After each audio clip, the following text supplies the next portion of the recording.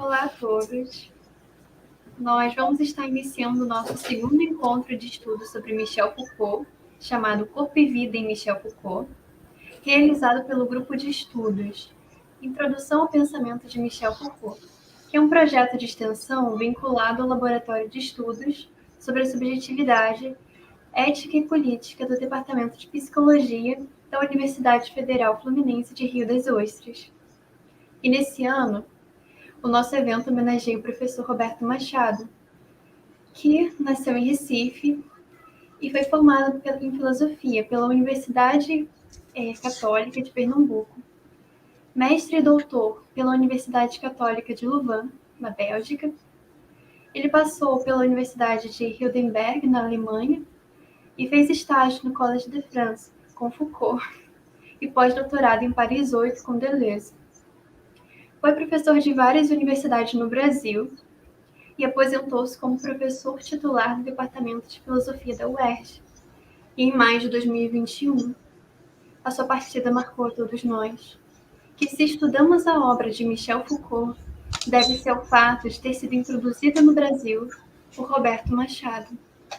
Ele é um dos maiores filósofos brasileiros e continuará fazendo parte da nossa formação. Desse modo, ressaltamos e marcamos a relevância de sua obra. Roberto Machado, presente. E a nossa palestrante de hoje, Sandra Capone, é professora titular do Departamento de Sociologia e Ciência Política da Universidade Federal de Santa Catarina. Ela possui graduação em Filosofia na Universidade Nacional de Rosário, na Argentina, mestrado e doutorado em Lógica e Filosofia da Ciência pela Unicamp, e além disso realizou 2 pós-doutorados na França. Atualmente é coordenadora de um projeto denominado A Disseminação dos Saberes Espertos no Domínio da Infância e é vice-presidente da Sociedade Brasileira de Bioética Regional Santa Catarina. A Sandra desenvolve seu trabalho na área da epistemologia e história da psiquiatria, da medicina e na área da bioética, tendo vários artigos e livros publicados, com uma escrita que consegue ser ao mesmo tempo clara e profunda. Seu livro Loucos e Degenerados, uma genealogia da psiquiatria ampliada, foi finalista do 55º Prêmio Jabuti na área da psicologia e psicanálise em 2013. Inclusive, essa indicação está lá no nosso Instagram, Jaguar do Foucault, inclusive com outras indicações de obras da Sandra e de outros palestrantes.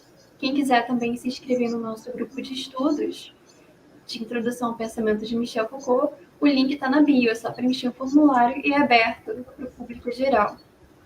E sobre as informações gerais da palestra, nós vamos ter de 30 a 45 minutos de fala do palestrante, e depois a gente vai destinar cerca de 15 a 20 minutos para as perguntas. Então, vocês podem ficar bem à vontade para lançar as perguntas durante a palestra, que no final elas serão lidas pela equipe, que inclusive está aqui presente, junto com a Alessandra Dalon e o Márcio Mioto, que são os coordenadores do nosso projeto. Dito isso, eu gostaria de agradecer novamente a Sandra pela disponibilidade, por estar aqui hoje, e todos nós estamos muito animados com a sua fala. Pode ficar à vontade, Sandra. Bom, então, muitíssimo obrigada, Rebeca, agradeço muito a apresentação. Realmente estou bem feliz de estar aqui com vocês. Agradeço à professora Alessandra e ao professor Márcio também pela organização deste evento, pelo convite e, bom, enfim, a todos vocês pelo trabalho que estão realizando, que eu acho que é um trabalho muito maravilhoso. Então, eu não vou me demorar muito mais, eu vou já tentar botar os slides para conversar com vocês sobre o tema de hoje, ciências sexuais, para que possamos ter depois um pouquinho de tempo para conversar. Então, eu vou compartilhar minha tela. Só um segundo, aqui. Está dando para ver direitinho?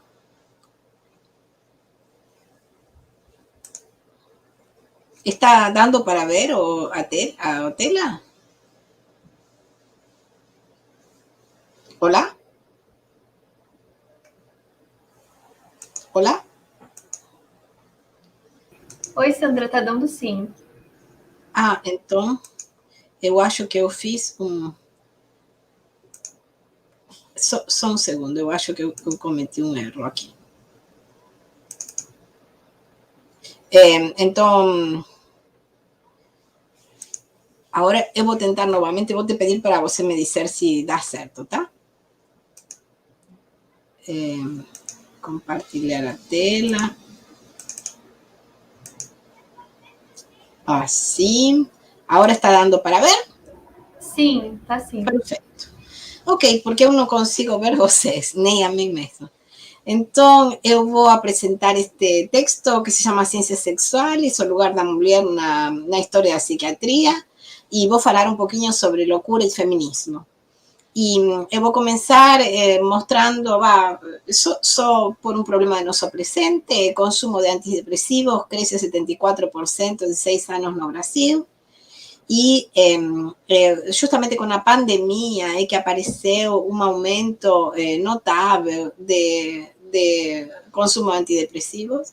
Aqui temos uma imagem de uma psiquiatra aqui também política que se chama Carmen Valls, que é da Espanha, que ela afirma que o patriarcado custa saúde.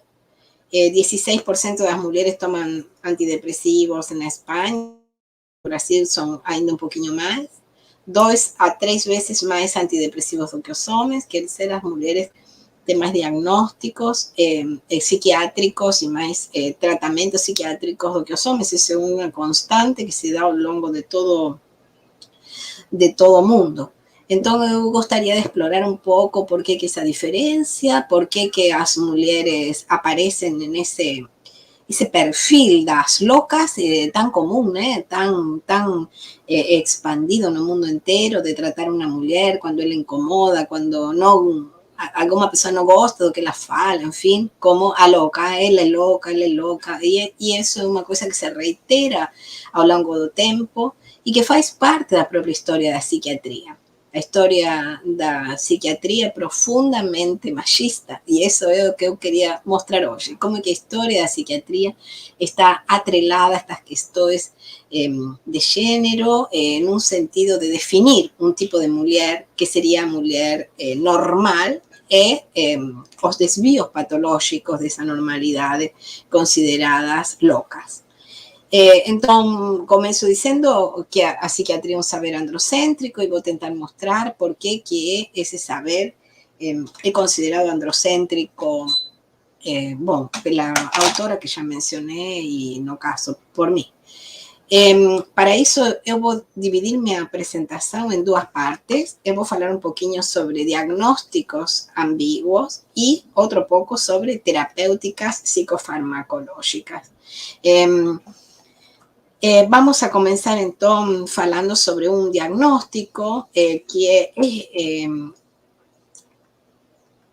o diagnóstico de inferioridade mental da mulher, as loucuras das feministas. Esse vai ser o diagnóstico que eu vou tentar analisar para aqui, nesta manhã. É um diagnóstico que vai aparecer em um livro que se chama Inferioridade Mental da Mulher, de um psiquiatra chamado Moebius, entre os anos 1900. Bom, vai ter 11 edições esse livro.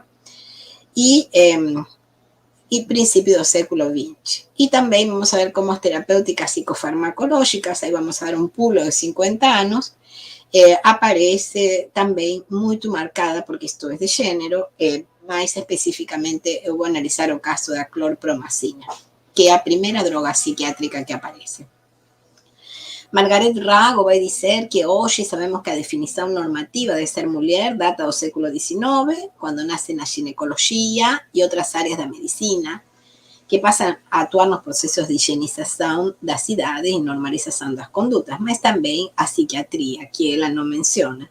Sandra Barchi é uma autora feminista, Foucaultiana, que vai ter um belíssimo texto chamado Foucault, a feminidade e a modernização do poder patriarcal, onde algumas destas questões aparecem.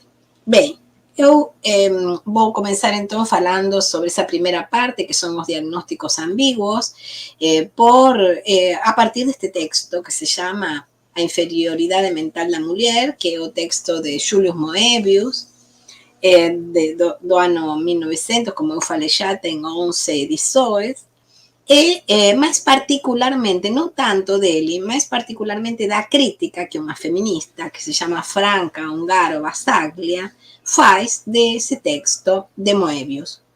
Isso vai ser em primeiro lugar, e em segundo lugar eu vou falar um pouquinho sobre o tema do surgimento dos neurolépticos e como é que os neurolépticos estão atrelados a uma biopolítica da indiferença. Esse é um livro meu que acabou de sair no ano 2020, que se chama Uma Sala Tranquila. Vou falar um pouquinho de um capítulo desse livro.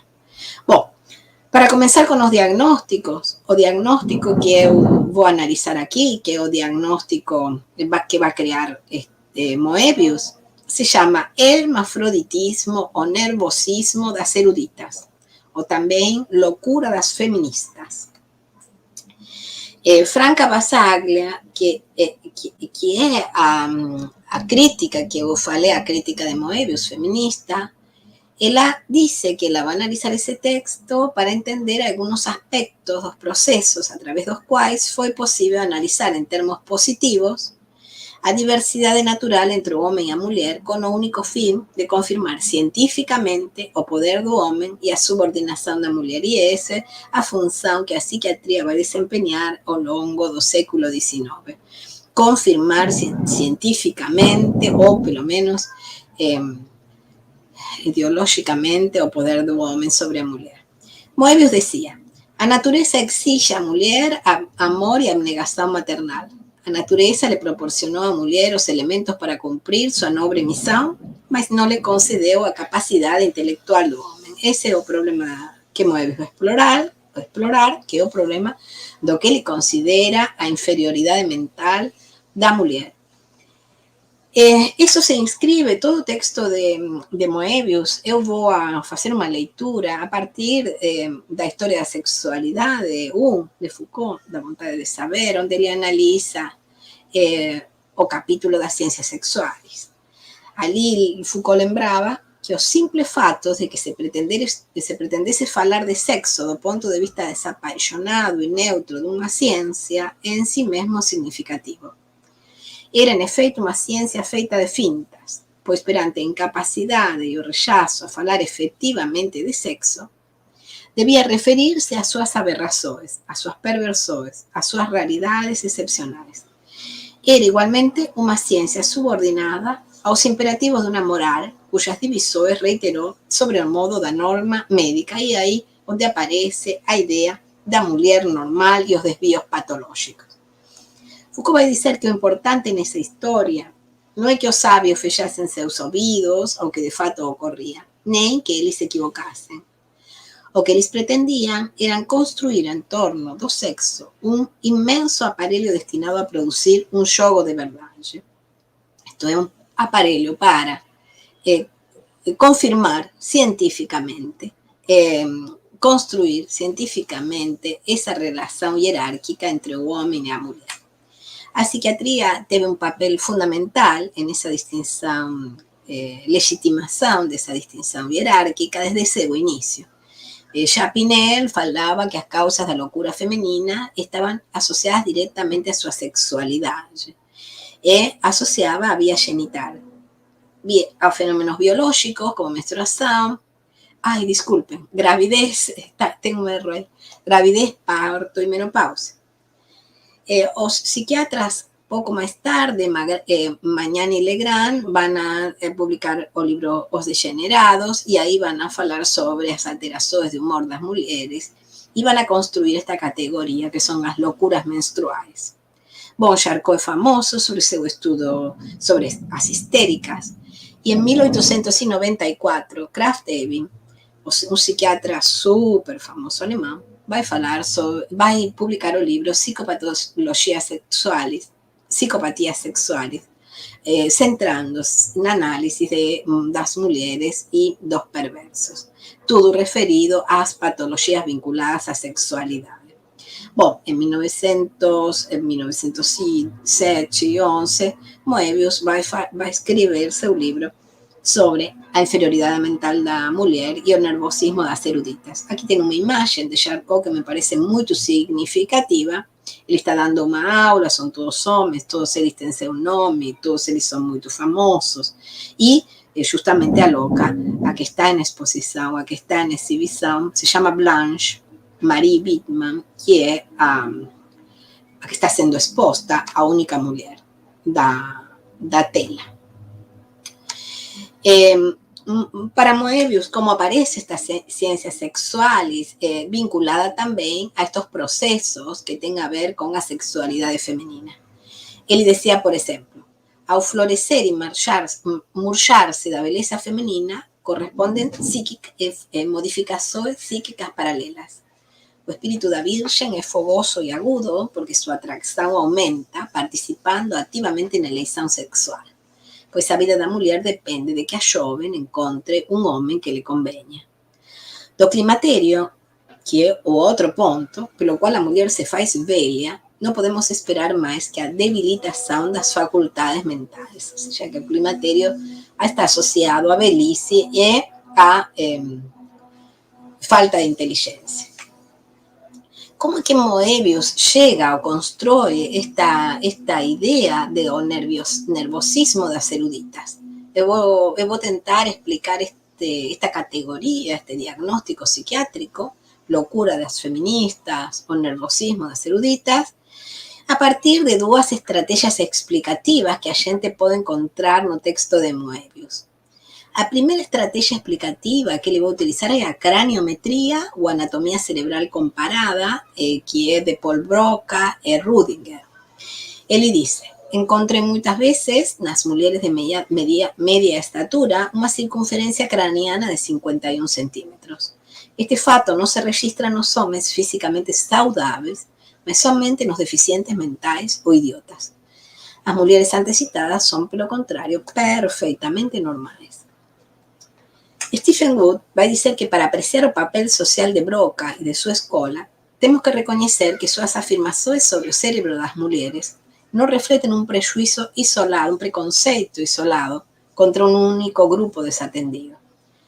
Devem ser observadas no contexto de uma teoria geral que legitima as distinções da época, considerando-las como biológicamente ordenadas. Essas distinções se supõem ordenadas de maneira biológica, quer dizer, naturais.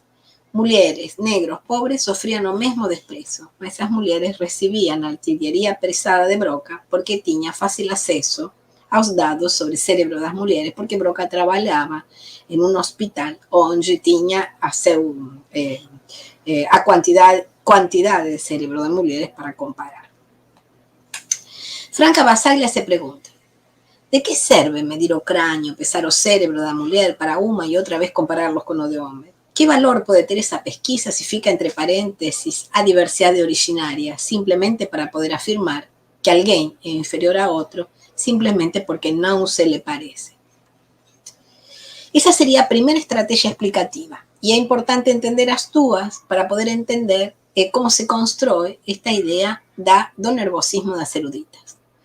A segunda estratégia explicativa é a teoria da degeneração. Foucault vai ter um livro que se chama Os Anormais, que está dedicado a esta teoria, que é uma teoria psiquiátrica que permitiu ampliar e flexibilizar os diagnósticos psiquiátricos, passando de 4 categorias psiquiátricas que existiam na época de Pinel e Esquirol a um conjunto indefinido de patologias psiquiátricas a que sempre se pode adicionar uma nova anomalia ou um novo desvio da normalidade que vai passar a ser considerada como uma doença psiquiátrica. Este é o quadro das degenerações mentais, um quadro dos heredos degenerados de Magnan. Como vocês veem, tem inúmeras patologias, passamos de 4 que existiam a todas estas: loucura de dúvida, medo de tocar, cleptomania, mania de raciocínio, delírios múltiples, delírio sistemático único, depressão melancólica, enfim, tudo isso vai aparecer, delírio ambicioso, um deles é amor exagerado pelos animais. Foucault vai dizer que a teoria da degeneração permitiu que o número de desvíos pudesse ser indefinidamente ampliado, que sempre se pudesse adicionar novas condutas que exigiriam intervenção psiquiátrica. E é o que a gente observa até hoje, né? Sempre aparece um novo diagnóstico a partir de uma nova conduta que pode ser integrada ao grande painel das doenças psiquiátricas. Por exemplo, Magnan criou a loucura dos vegetarianos en 1893. Ele decía que se trataba de seres extremadamente sensibles, con un cerebro, está errado ahí, perdón, mal equilibrado o degenerados, que encontran no amor exagerado aos animais temas de preocupação. Mal, está errado, é porque eu fiz a tradução do espanhol. Ao mesmo tempo, Magnan vai ter outra categoria, vai criar outra categoria a qual já me referi, que é o nervosismo das intelectuais e feministas. Krafft-Ebing, no livro Psicopatologias Sexuais, ele vai falar sobre hermafroditismo psíquico. E nesse quadro do hermafroditismo psíquico que Moebius vai a falar do nervosismo das intelectuais.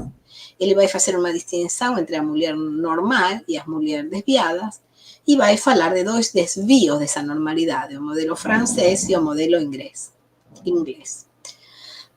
Este é o livro Psicopatologias Sexuales de Krafft-Ebing e os dois modelos são o modelo francês, representado por las damas da corte e dos salões, isto é, as prostitutas, e o modelo inglês, mais perigoso, que se associa ao hermafroditismo psíquico. Y esto ocurre cuando se pretende introducir un cerebro de hombre en un cráneo de mujer. Nos vimos ya que, de acuerdo a las teorías de Broca, o cerebro da mulher, o cráneo da mulher é menor, então o cerebro do homem, segundo este autor, não poderia entrar em um crânio da mulher. Por isso ele vai falar de hermafroditismo psíquico. O modelo inglês, então, seriam as feministas. O verdadeiro inimigo das mulheres são as feministas, ele dizia, que querem suprimir as diferenças entre os sexos. E quando me oponho às feministas, não combato a mulher, porque se elas falam da mulher nova, é porque lhes falta capacidade crítica para entender o que fazem. Resume sua teoria afirmando que uma excessiva atividade mental faz da mulher uma criatura não só estranha, mas também doente. Exaltadas e loucas, parem mal e são péssimas mães. Moebius considerava que a deficiência mental da mulher, o problema de deficiência intelectual, não só existe, mas é também necessária. Não é somente um fato fisiológico, ele considera que é uma exigência psicológica. Por quê? Porque se quisermos uma mulher que possa cumprir com seus deveres de mulher, isto é, maternos, é indispensável que ela não tenha um cérebro masculino. Se as faculdades femininas alcançam um desenvolvimento igual às faculdades dos homens, os órganos maternos, ele acreditava, se atrofiam e encontraríamos perante nós um repugnante e inútil andrógeno. Essa ideia de o andrógeno, o hermafrodita, que seria uma mistura entre um crânio de mulher e um cérebro de homem. Para isso, então, é importante fazer intervenções terapêuticas e preventivas, ele dizia, para evitar a loucura que afeta a mulher cerebral, ou a erudita, ou a feminista, tem que tirar do meio tudo que pode ser prejudicial à mulher como mãe. Isto é, retirar a educação às jovens. Elas aprendem conhecimentos clássicos que são prejudiciais e que provocam sintomas físicos. Ele sustentava como dores de cabeça. É um engano querer introduzir nesses cérebros, como por um funil, dados de história, geografia, fórmulas químicas, que fomentam a verbosidade e a mentira. Então, a formação da mulher tem que ser completamente diferente. Tem que ser uma formação direcionada ao cuidado dos filhos, à comida, enfim, à limpeza da casa. Passo, então, agora para o segundo momento. Uma vez falado sobre os diagnósticos, eu acho que eu tenho tempo, eu queria falar um pouquinho sobre vista como é que foram tratados os diagnósticos ambíguos, eu queria falar um pouquinho sobre a terapêutica psicofarmacológica. Para isso, eu quero falar sobre o início da psicofarmacologia, que vai acontecer no ano 1952. No ano 57, estes autores, Labor, Deniker e Lehmann, vão receber um prêmio equivalente a um Nobel, que se chama Prêmio Lasker, pela introdução da clorpromacina na psiquiatria. A clorpromacina é a primeira droga psiquiátrica que aparece e é a que vai dar início à psicofarmacologia.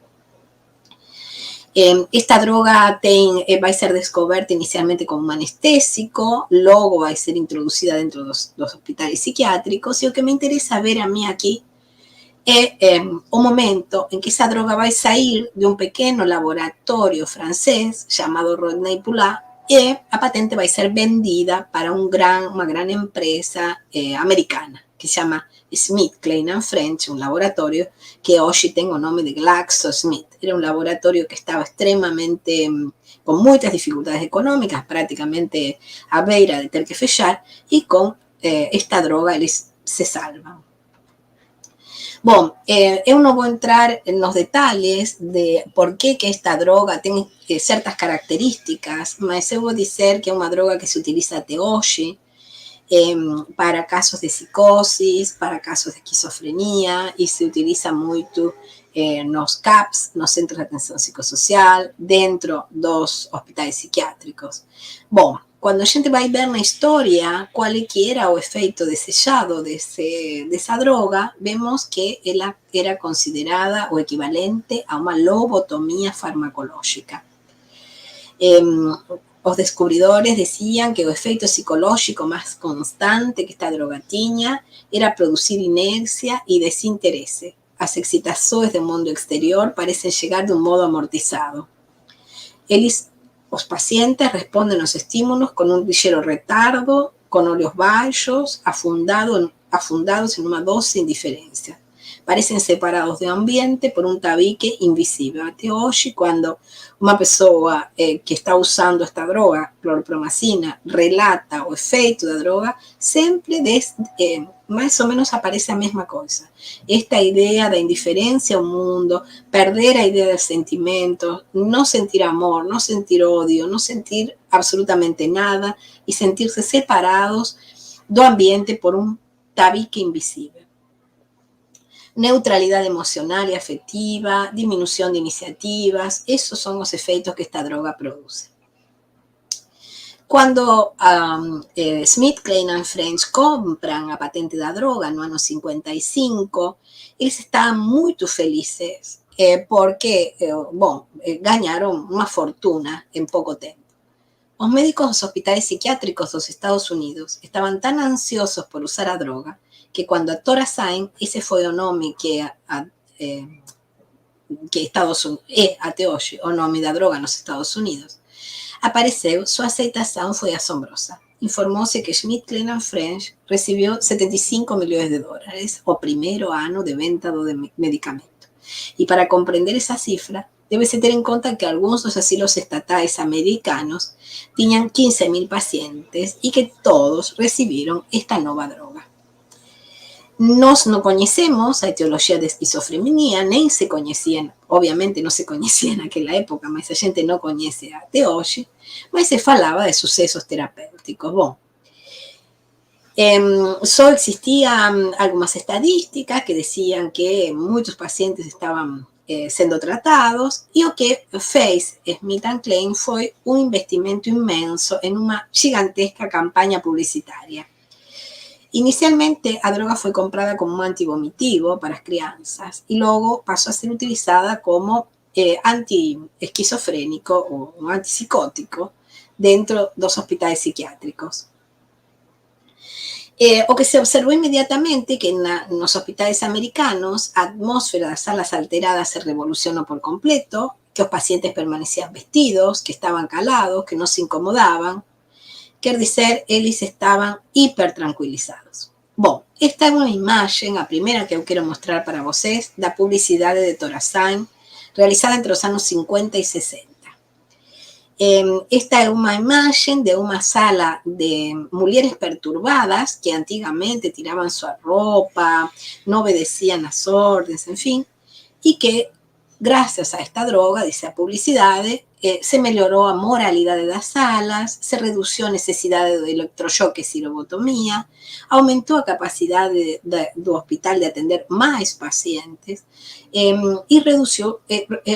conseguiu reduzir a destruição de bens e as agressões aos funcionários dos hospitais. Como a clorpromacina é um potente sedativo, ela permite que o paciente, agora completamente sedado, possa sair fora do hospital.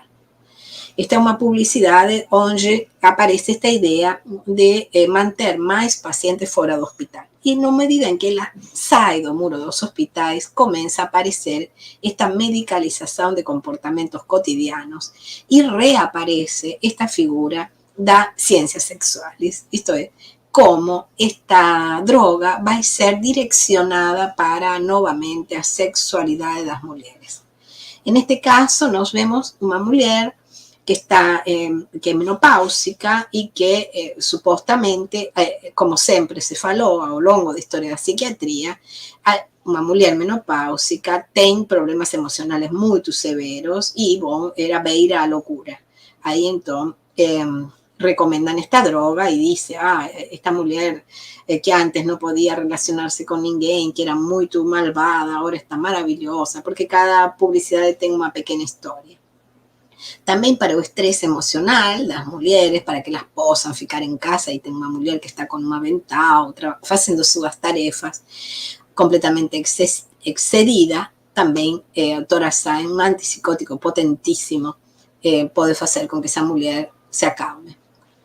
Aqui são outros antipsicóticos, também o Pacatal, que é o relato de uma mulher que tem mania pela limpeza e a partir desta droga ela vai cumprir como corresponde seu dever de mãe, brincando com suas crianças.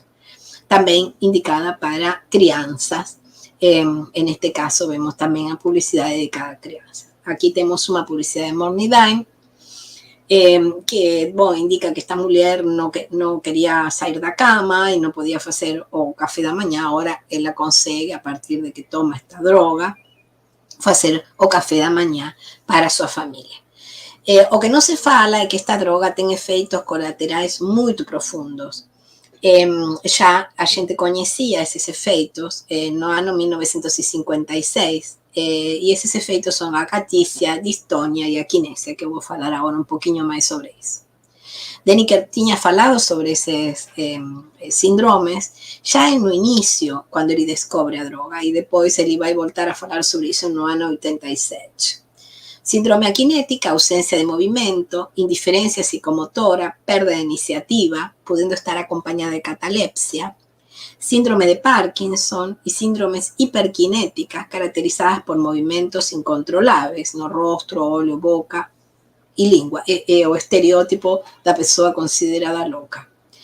Para tratar esos efeitos colaterais, o que vai se dar é um novo medicamento que se chama, por exemplo, Akineton, que reduce os movimentos. Neste caso, a gente vê uma imagem assim meio movida de uma pessoa que tem Parkinson induzida pelo medicamento e esta pessoa vai estar tranquilizada, sempre uma mulher, uma senhora de 49 anos, sempre uma mulher que vai ter conseguir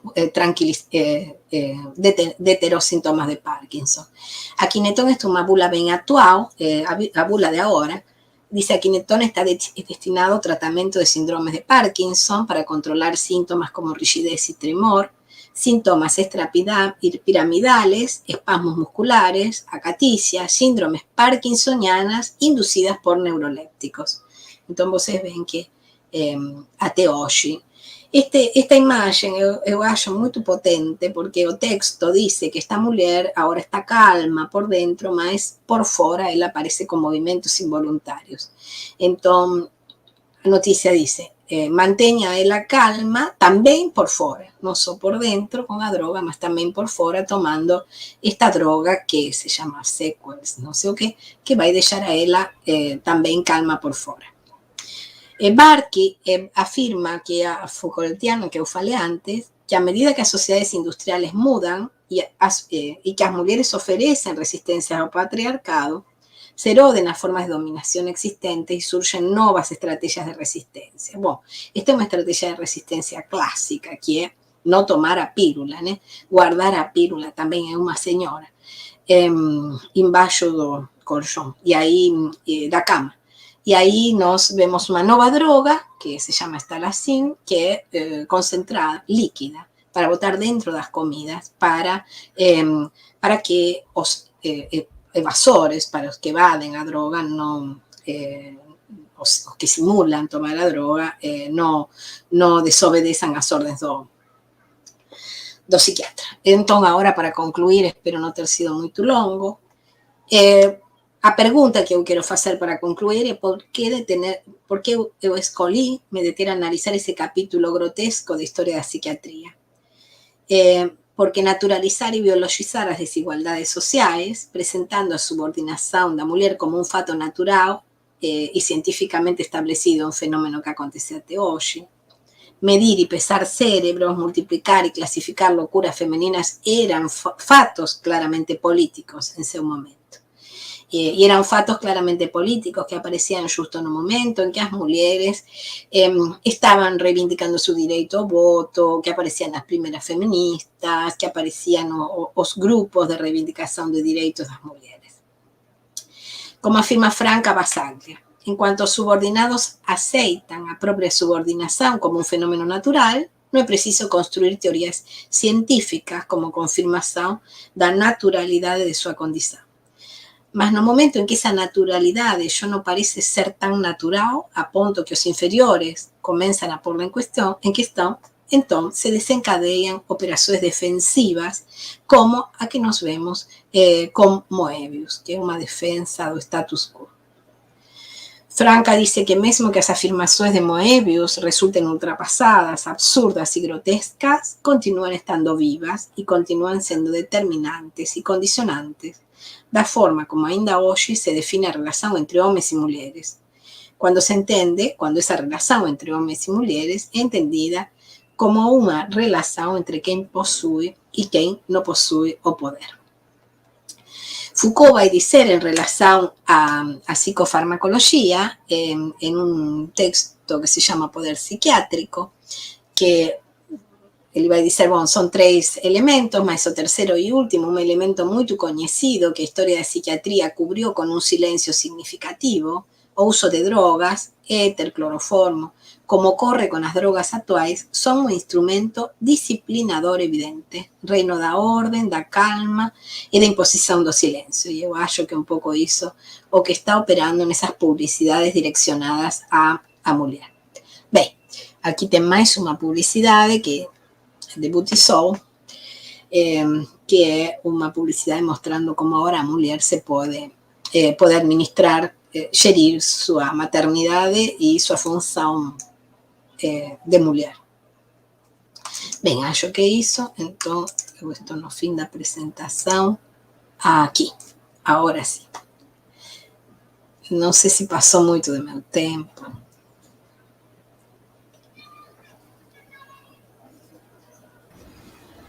Oi, Sandra. Muito obrigada pela apresentação. Ela foi ótima e o tempo está certinho. Podemos começar com as perguntas? Claro, prazer. A Raquel Donegá perguntou: quando as mulheres passam a discutir a saúde, há uma mudança na perspectiva de normalidade?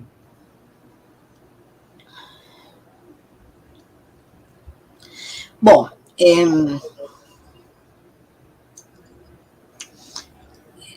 isso vai mudando socialmente, mas a psiquiatria continua tendo um viés pelo qual a mulher ainda continua sendo caracterizada frequentemente como louca. Quer dizer, muitas vezes não se escuta, vamos a dizer um exemplo bem clássico, uma mulher, no dia de ontem, se não me engano, dia 25 foi dia de violência contra a mulher. Uma mulher pode chegar a uma instituição médica com machucados porque sofreu violência e muito provavelmente ela vai sair daí com um antidepressivo, ainda que não tenha absolutamente nada a ver, porque ela está muito nervosa, porque ela precisa se acalmar, etc. Então, o que se repete do século XIX até hoje é que não se escuta, mas isso é uma característica. Quais foram as causas que provocaram o sofrimento? E se tenta analisar a partir do conjunto de sintomas, de um diagnóstico que é ambíguo, a resposta mais clássica vai ser uma terapêutica psicofarmacológica. A um diagnóstico de depressão corresponde um inibidor selectivo de recaptação de serotonina, como se nossos sofrimentos fossem, se falava de tamanho do cérebro, né? Hoje não se fala de tamanho do cérebro, perdão, do crânio. Hoje não se fala mais de tamanho, se fala de alterações em nossos neurotransmissores, déficit de serotonina, desequilíbrios neuroquímicos que vão ser repostos com um medicamento. Mas o que tem de comum aquela época e a nossa é que o que causou sofrimento fica no silêncio. O que fazia com que uma mulher limpasse obsessivamente, por exemplo, ou não quisesse brincar com suas crianças, não era porque ela tinha um crânio pequeno.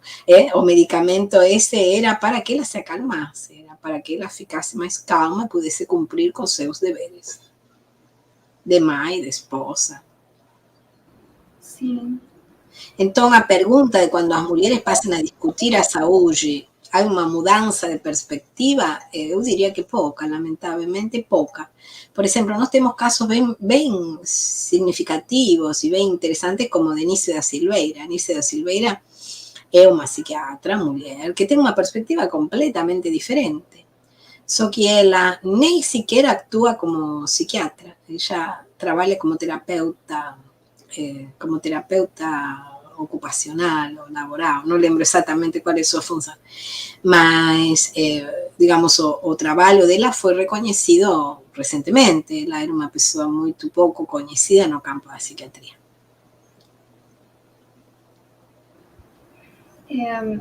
A Raquel também perguntou se você poderia comentar a medicalização na docilização do corpo feminino. E também gostaria de acrescentar logo uma outra pergunta. Se, além das formas que você citou, haveriam outras formas de patologizar o corpo da mulher.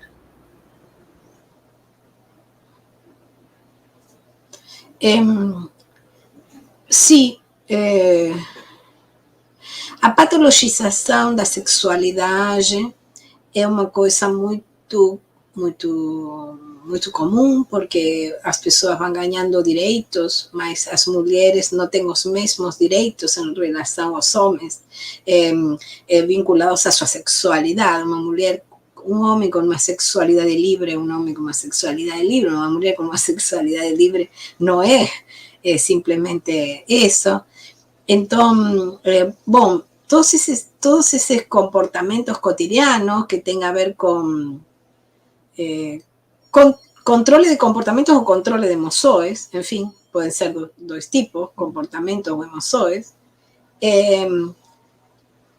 são vistos muito a partir dos desvios de uma norma que ninguém sabe muito bem como foi estabelecida. Então, bom, o que eu tento mostrar é como foi estabelecida essa normalidade no início, como foi que a psiquiatria concebeu, imaginou que era a mulher normal. E eu acho que isso perpassa todos os espaços. Você me pergunta se tem outros espaços. Eu acho que perpassa todos os espaços da vida da mulher. Onde cada vez que ela fala um pouco mais alto, ela é vista como que nervosa, ela é muito nervosa. Ou cada vez que ela afirma uma ideia com força, ela é vista como uma pessoa autoritária ou louca, enfim. O discurso cotidiano vai se tratar.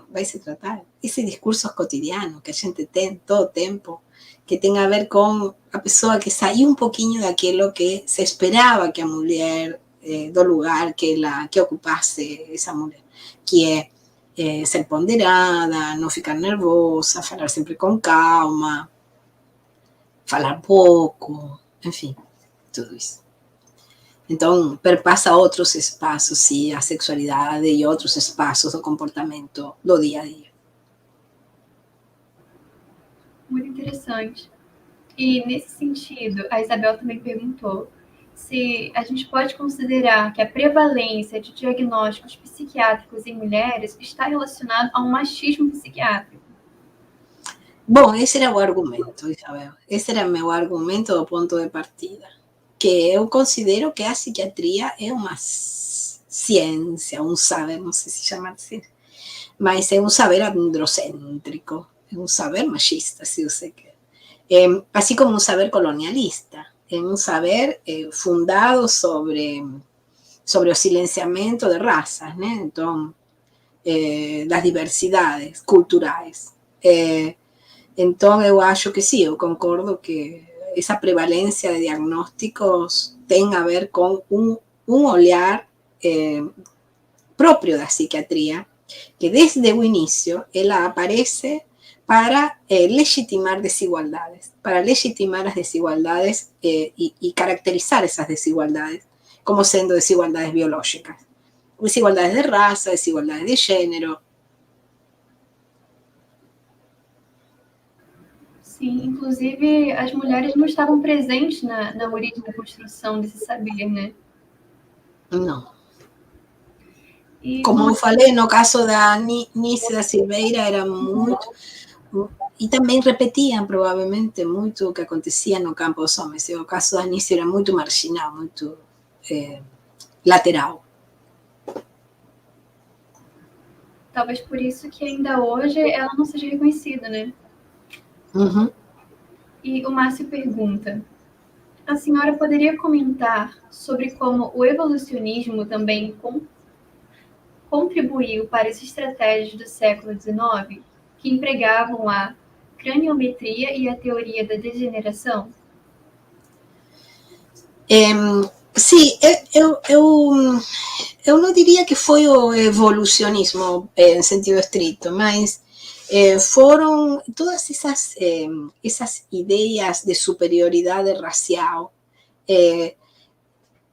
que estaban presentes no discurso como discurso de Spencer, por ejemplo, de una especie de evolucionismo social medio extraño ahí, que están por trás das ideas eugênicas, das ideas da teoria da degeneração, desta coisa que eles tinham esta ideia de que a degeneração se transmitia de maneira gravada de geração em geração até a quarta geração, né?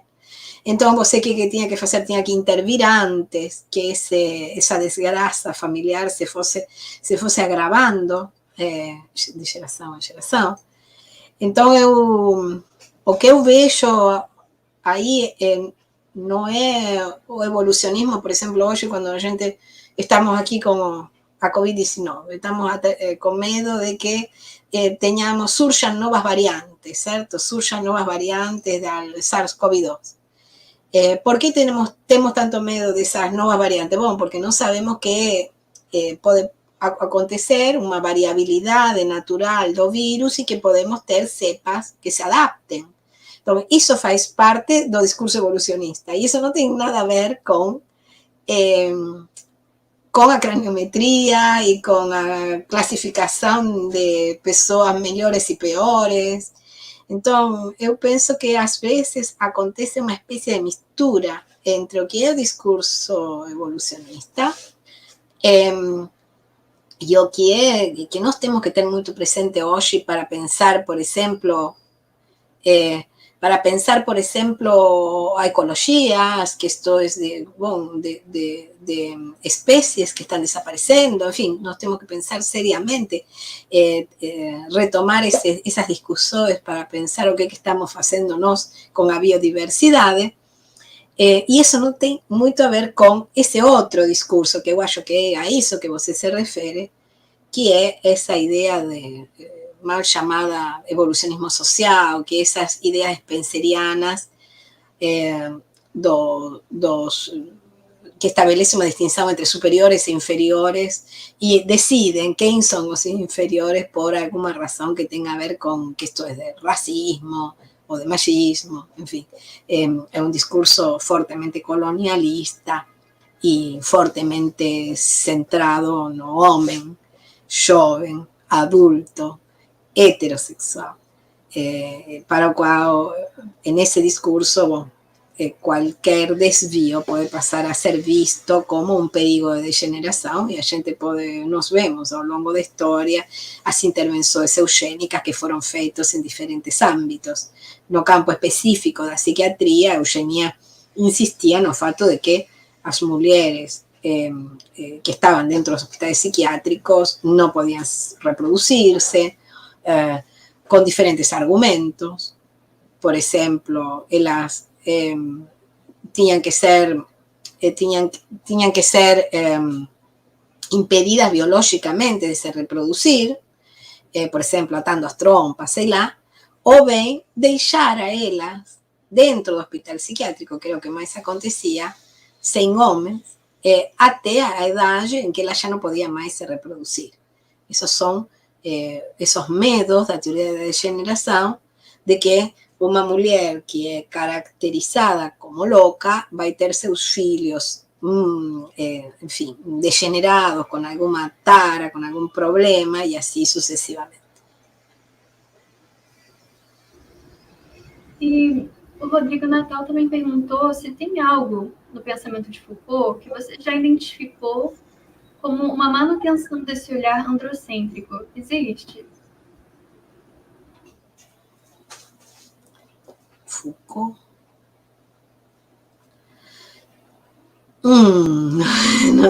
Sabe que é uma pergunta que eu nunca me fiz? Não sei, eu trabalho com Foucault há tantos anos. Eu sei que tem algumas feministas que são um pouco críticas de Foucault, mas eu trabalho mais com aquelas feministas que, como Barthes ou a própria Judith Butler, que trabalham nessa linha aberta por Foucault. Como Foucault foi um crítico muito, muito radical da psiquiatria, então eu não tenho visto, assim, nos textos de Foucault, uma posição assim que a gente possa dizer, bom, ele está mantendo o olhar androcêntrico, sim, porque ele não fala muito sobre mulheres, mas o tempo todo está falando também sobre mulheres. Nesse texto de ciências sexuais, em Los Anormais, enfim, o tempo todo aparece o problema de gênero, não sei se de mulheres, de gênero, né? De gênero, por exemplo. Aquele texto Pierre Rivière, ou enfim, são vários trabalhos de Foucault que são interessantes, ou mesmo nos anormais, para pensar questões que têm a ver com o gênero. E no meu caso, que eu me centrei foi mais na psiquiatria. Entendi. A Gabriela da Verdade, ela está perguntando se a gente pode dizer que ainda hoje na psiquiatria existe essa misoginia e também a presença do eugenismo. Como a gente viu, já melhorou muito, né? Mas como a senhora afirma, ainda existe. Pode falar um pouquinho mais sobre isso? E também, para finalizar, de que formas a gente pode lutar contra isso? De que formas a gente pode progredir? Olha, eu não sei se melhoramos muito, viu, Rebeca? Não acho que... São diferentes argumentos. O que mudaram são os argumentos. Mas eu não sei se melhorou. Digamos, dizer que é Ucrânia, ou dizer que é déficit de serotonina e deixar a pessoa sofrendo racismo, por exemplo, eu não vejo que a gente tenha melhorado muito, sinceramente. Mas eu acredito, sim, que a psiquiatria anda do lado da misoginia, ela contribui, como a psiquiatra, esta senhora que eu comecei falando sobre ela Valls, ela toma uma posição crítica sobre a psiquiatria tradicional, mostrando sobre a psiquiatria atual, mostrando que ela é profundamente misógina. A eugenia, eu não diria, porque a eugenia hoje não tem lugar, então Mas, digamos que existe toda uma coisa de dissuasão para que a mulher que tem problemas mentais não tenha filhos, enfim, mas não a eugenia. Nesse sentido, sim, a Rebeca tem razão que melhorou. Então, eugenia foi um período que chega até a Segunda Guerra Mundial.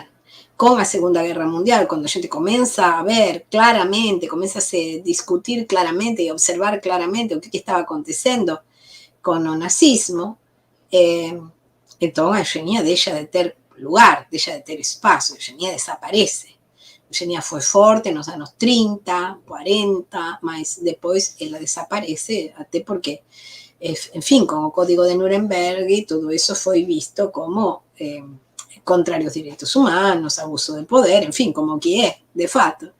Então, hoje já não podemos continuar, não se fala já de eugenia. Então, nesse sentido, sim, a Rebeca tem razão que melhoramos. Mas no sentido de uma psiquiatria que tem um olhar enviesado, eu diria, a gente ainda mantém esse olhar enviesado. Por quê? Porque as mulheres continuam sendo as que mais recebem diagnósticos, as que mais recebem tratamentos psiquiátricos, e de alguma maneira isso é uma forma de silenciar o sofrimento das mulheres, de silenciar os problemas da mulher. Por exemplo, que ela ganha menos do que o homem, que ela sofre violência, que ela tem medo de andar na rua, que ela sofre mais violência que os homens. Eu estou bem impactada com esse seriado Maid da Netflix, de violência psicológica contra a mulher, que é uma coisa que a gente não avalia quando nós pensamos na violência física em geral, porque o número de femicidios y o número de travestis muertos por seus parceiros, o por, en fin, o pelo que seja, no para de crecer. ¿Por qué no para de crecer? Y cada vez que estas mujeres reclaman de su situación, muchas veces no reciben atención merecida y muchas veces son consideradas muy nervosas. Série de Netflix. Eu acho muito interessante, é pesada, assim, mas é muito interessante porque como se perpetua, no caso da mãe, no caso da filha, como se perpetua essa aceitação da violência emocional, da violência psíquica e da violência econômica, né?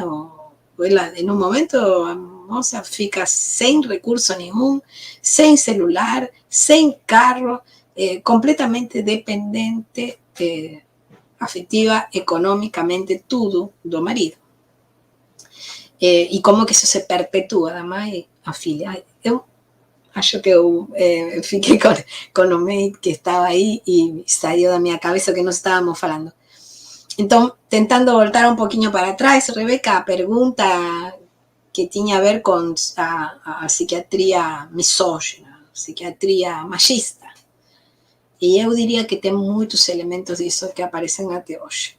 É muito mais simples dizer que uma mulher está nervosa, é agitada, muito ansiosa, e dar um ansiolítico ou dar um antidepressivo, do que entrar em uma rede de desigualdades muito mais complexa de desarticular, onde ela vai ganhar menos, onde as violências emocionais e psicológicas não são vistas, são desconsideradas, onde inclusive a própria violência física é desconsiderada até e nós sabemos que isso vai aumentando até chegar a casos de femicídio.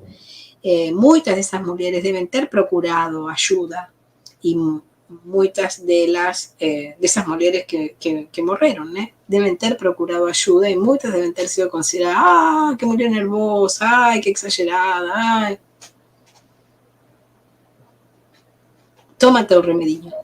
Sim, estamos sempre tentando lutar contra esse estigma, né, para conseguir algum reconhecimento. Exato. E a Alessandra perguntou se os movimentos e as ideias antipsiquiátricas, na sua visão, se elas rompem com essa lógica androcêntrica. Concordo totalmente, Alessandro. Sim que sim. Eu concordo. Eu acho que todos os movimentos que hoje nós temos, que são tão, tão fortes e tão interessantes e tão novos também, né? Que se estão começando a criar, como os ouvidores de vozes, os grupos de pares, os expertos por experiência, tudo isso são espaços onde as mulheres conseguem falar de igual a igual, conseguem falar, explicar seus sofrimentos, por que elas estão sofrendo. Tem histórias sobre os ouvidores de vozes, de mulheres que recuperaram na rede de intercâmbio, de interação com outras pessoas que ouviam vozes, comenzaron a recuperar un momento aquel en que esa voz comenzó a aparecer na cabeza. Tengo un relato na cabeza de una moza que oía voces y ella decía que ella se sentía con muito medo de machucar os pais, com medo de que acontecesse alguma coisa com os pais.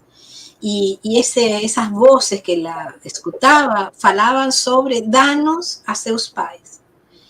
E ela foi recuperando uma imagem de que apareceu na cabeça dela, que ela tinha totalmente bloqueada, de uma violação que ela sofreu aos 6 anos de idade por uns adolescentes de seu bairro, um bairro classe média, Estados Unidos, bem chique. E a ameaça deles foi: se você conta para teus pais, nós vamos a matar teus pais. Com 6 anos de idade, ela não conseguiu mais falar sobre isso, teve que esquecer o que tinha acontecido com ela por medo a machucar os pais. Ou melhor, por medo a que esta bandinha matasse a seus pais. Isso ficou silenciado na cabeça dela até os 30 anos, até que ela encontrou esse espaço para falar sobre seus sofrimentos e falar sobre suas vozes. Tudo começou com as vozes, falando sobre o que as vozes diziam para ela. E a partir dessa escuta das vozes de ela e falar sobre isso, e escutar os outros, e que ela conseguiu reconstruir sua história. E como essa, tem muitas outras, não necessariamente pessoas que escutam vozes, pessoas que são sobreviventes da psiquiatria, pessoas que se juntam porque están tentando deixar a medicação e não conseguem, porque deixar a medicação não é fácil, tem síndrome de abstinências muito severos, derivados, por exemplo, dos psicofármacos mais variados, não só antipsicóticos, também os antidepressivos, os ansiolíticos. Então, se precisa essa ajuda de pares para poder devagarzinho ir deixando a medicação. E a melhor maneira para fazer isso é escutando o que os outros têm para contar sobre suas experiências. E esses grupos são praticamente, ou muitos deles, liderados por mulheres. Aqui em Florianópolis tem um grupo que se chama Alegremente, que são meninas jovens que lideram esse grupo com muita potência, com muita força, e elas conseguem fazer coisas bonitas, sei lá, de shows, dança, enfim, nas quais elas se reconhecem. Muito bacana. O Luiz Gustavo, ele pergunta: a senhora acredita que para combater essa ideia, que continua no DSM-5, por exemplo, está na disputa metodológica contra um enviesamento ideológico na psiquiatria ou na disputa política pelo papel da mulher? Luiz Gustavo, muito boa a tua pergunta. Eu acho que nós temos que analisar como é que se constroem esses diagnósticos. E o que a gente vai ver, bom, a disputa política pelo papel da mulher, isso tem que estar em todos os espaços, porque não é só a psiquiatria, certo? Por que as pessoas ganham menos? As mulheres ganham menos do que os homens?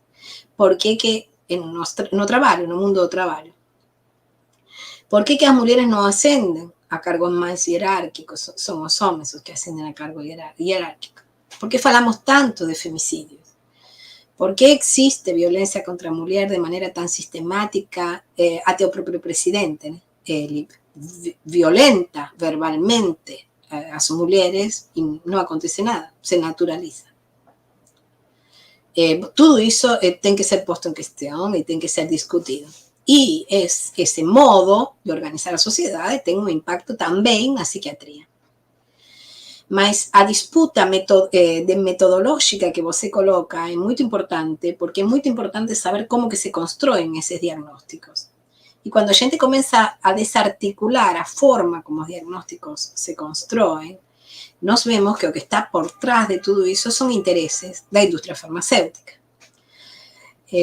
O DSM é revisado de 10 em 10 anos, certo? Se revisa o DSM. Quem revisa o DSM? Um grupo de psiquiatras da APA. Esse grupo de psiquiatras da Associação de Psiquiatras Americanos decide quais são os diagnósticos que vão ficar, quais são os diagnósticos que não vão ficar no mundo inteiro. E quem são esses psiquiatras? Bom, tem um autor que eu gosto muito, que se chama Robert Whittaker, que ele fez o seguimento. A ver, quem são estes senhores? E o que ele observou é que mais de 80% desses senhores têm uma vinculação direta com a indústria farmacêutica.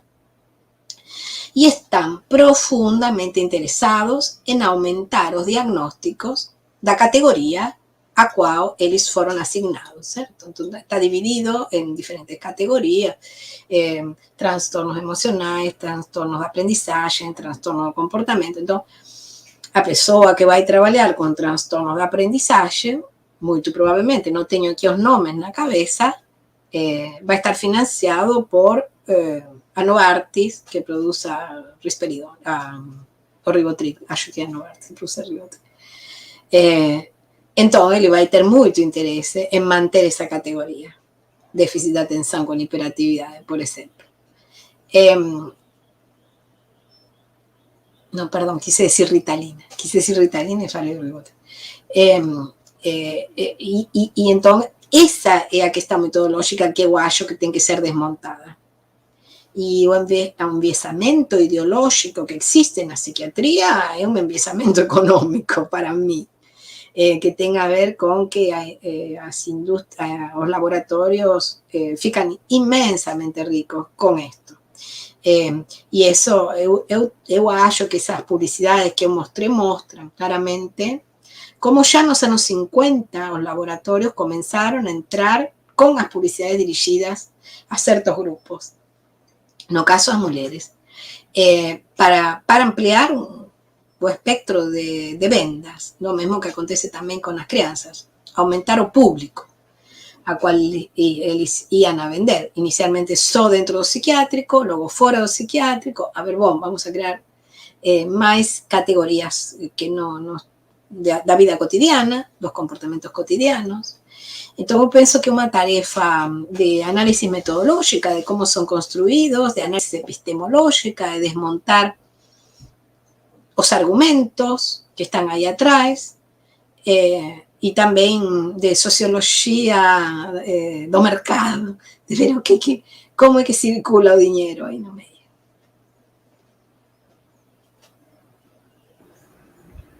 Você pode falar um pouquinho, Sandra, sobre o caminho, diante de tudo isso que a gente viu? Qual o caminho que a gente deve trilhar para fugir dessa patologização do corpo da mulher na atualidade? Bem, eu acho que foi a Alessandra que me perguntou sobre as novas alternativas desmedicalizantes.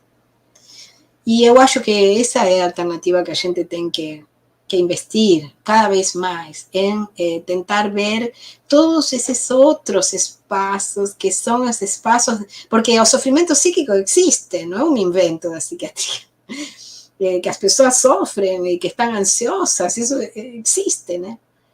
O problema é como lidar com isso. Então, a ideia de que você vai lidar com um marido violento, ficando mais calma, sossegada, porque tomou um antidepressivo, não fecha. Não fecha. Então, para lidar com um marido violento, você tem que ter a força de poder deixar o marido violento. Como vai fazer isso? Bom, aí você tem uma tarefa de engenharia intersectorial, de espaços de ajuda entre as pessoas que sofreram os mesmos problemas. Grupos de pares, grupos de oidores de voces, escutar os expertos por experiência e, fundamentalmente, fazer uma formação médica, psiquiátrica diferente. Formar aos médicos, os psiquiatras, com uma perspectiva de direitos humanos, com uma perspectiva de determinantes sociais dos sofrimentos. Os sofrimentos por alguma coisa acontecem. Então, eu acho que essa, como nós, como professores de filosofia, de sociologia, etc., é uma tarefa que nós temos pela frente muito rica, muito interessante, que é a formação dos profissionais da área da saúde. Nós vimos agora com a pandemia, né? Médicos que estão receitando kit COVID, médicos, Conselho Federal de Medicina a favor da cloroquina. Que médicos são esses? Como são formados? Até onde a gente pode confiar nossos sofrimentos, que nossos sofrimentos psíquicos vão ser bem tratados por alguém que é capaz de dar cloroquina ou ivermectina, um medicamento para matar piolho, para tratar a COVID-19. Então, a formação do profissional da área da saúde em geral e do psiquiatra em particular precisa baixar um pouco essa imagem de todo-poderoso e começar a discutir com as pessoas que sofrem efetivamente e que muitos deles são sobreviventes da psiquiatria, que foram lesados pela psiquiatria. Eu conheço casos de pessoas, uma menina linda, aqui de Florianópolis, que esse relato está no MAD em Brasil, que ela chegou a tomar 15 medicamentos. Ela tinha 18 anos, a avó morreu, e ela se encontrou se sentindo culpada pela morte da avó que ela cuidava, e se sentiu sozinha no mundo, e ela começou a ser tratada com antidepressivo, e logo não dava certo com ansiolítico, chegou a tomar 14 medicamentos, a engordar 40 quilos em um lapso de um ano. Com problemas gastrointestinais, enfim, com vários problemas derivados. Então, é necessário, não era melhor escutar o que estava acontecendo com essa criatura de 18 anos que acabava de perder seu único referencial no mundo, que era sua avó, por exemplo. Então, que silenciar esse sofrimento com drogas. Então, eu acho que essas são as questões que eu penso que se uma psiquiatria, uma medicina mais aberta a essas novas discussões pode ser profundamente interessante.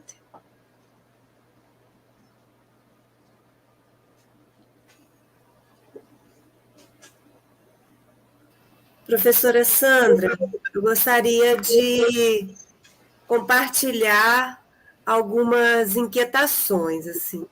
Primeiro, essa questão, né, da mulher se tornar um objeto. Me parece que o Foucault, lá na História da Sexualidade, ele vai falar de um certo duplo vínculo, né? Ele marca que fala-se disso, né, que produz-se, né, discursos sobre a sexualidade, ou o que ela deve ser, ou como ela deve ser, enfim, né, reguladores dessa expressão, mas, ao mesmo tempo, também instituem-se os objetos, né? Então, o discurso, ele opera o objeto. E aí, essa coisa de pensar a mulher.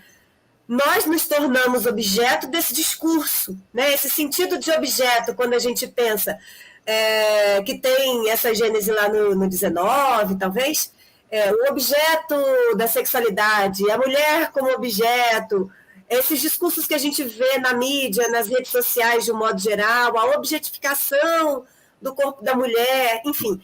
Então, marcar que essa natureza objetificada, ela tem uma gênese, né, muito presente nessa discursividade, né?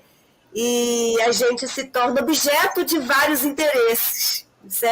Acho que isso é uma questão que me salta, sabe?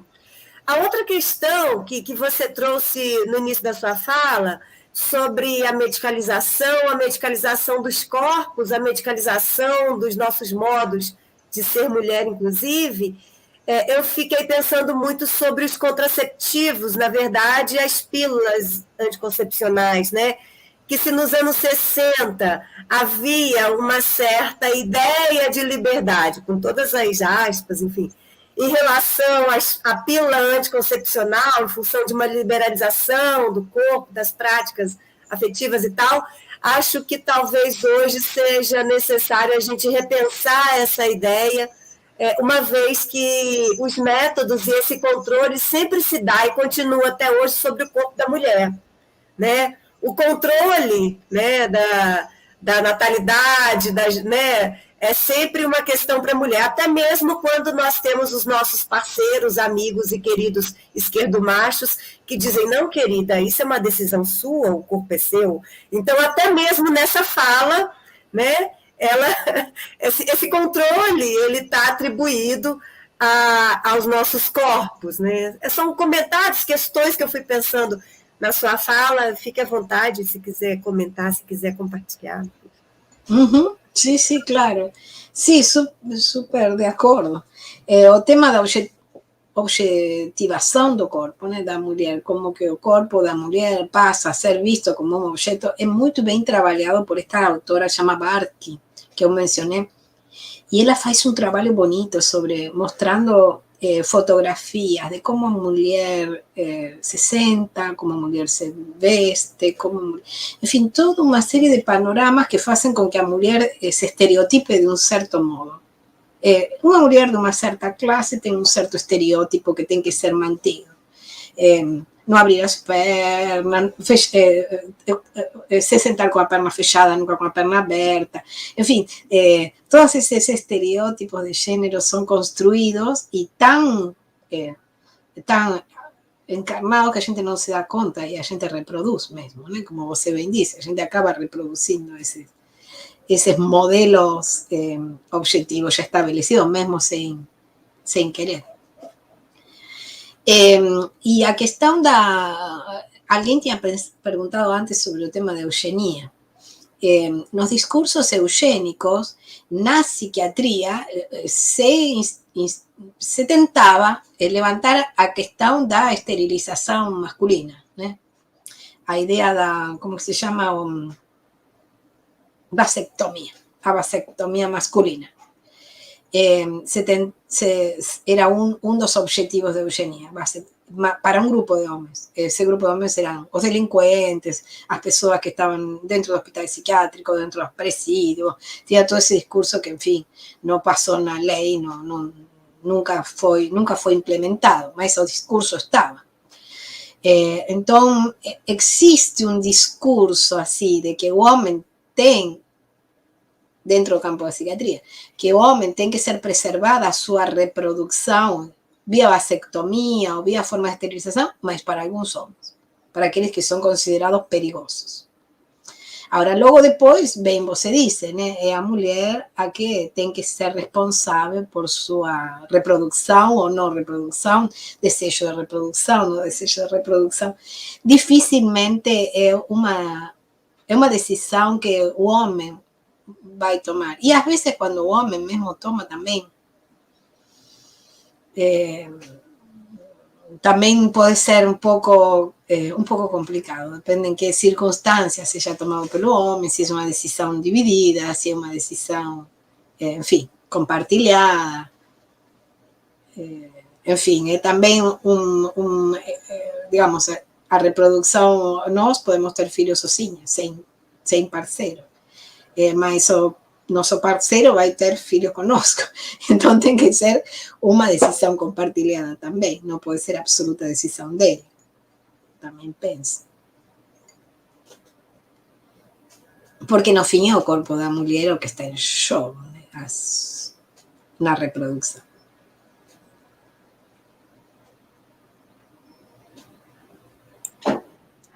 Ok, então... Rebeca, você quer fazer mais algum comentário? Acho que não. Alguém mais quer dizer alguma coisa?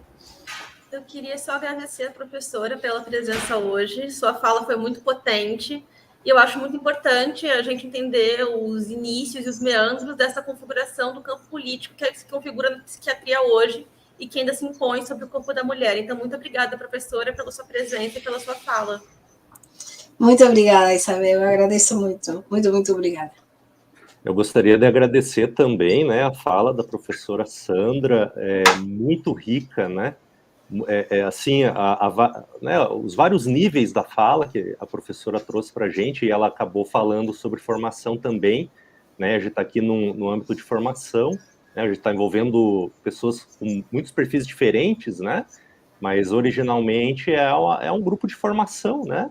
E assim, como é rico, né? A professora Sandra trazendo começa trazendo questões atuais, não é? Então, assim, questão da medicalização na Covid, né? Agora na pandemia, e aí passa, né, a um diálogo, né, com historiadores, né? Cita bastante o Foucault e tal, e vai para além desses historiadores, não é? Então, assim, uma análise muito rica, fontes primárias, né?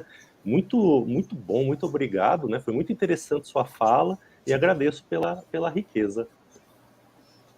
Eu que agradeço pela atenção, e são temas complicados, porque nem todo mundo gosta, mas, enfim, eu levei essa fala para uma reunião de psiquiatras e não teve a mesma recepção, digamos assim, delicadamente. Nem sempre. Super necessária, né, professora? Super necessária, né? Agradeço muito. Muito obrigada pela sua participação, por sua fala, por sua disponibilidade em trocar com a gente. Muito obrigada. Então, Rebeca, viu que não tinha que ter nada nervosa. Tranquila, que deu tudo perfeito. Agradeço muito essa apresentação, o convite e todas as perguntas. A Rebeca foi fazendo de maneira muito clara, foi transmitindo as questões de maneira muito amigável, então foi muito tranquilo. Agradeço enormemente a atenção. Mais uma vez, eu também agradeço a você, Sandra. Para mim foi uma honra. E também gostaria de dizer que o pessoal no chat também está agradecendo e todo mundo adorou a sua apresentação. Muito obrigada. Fico à disposição, então, para o futuro. Obrigada.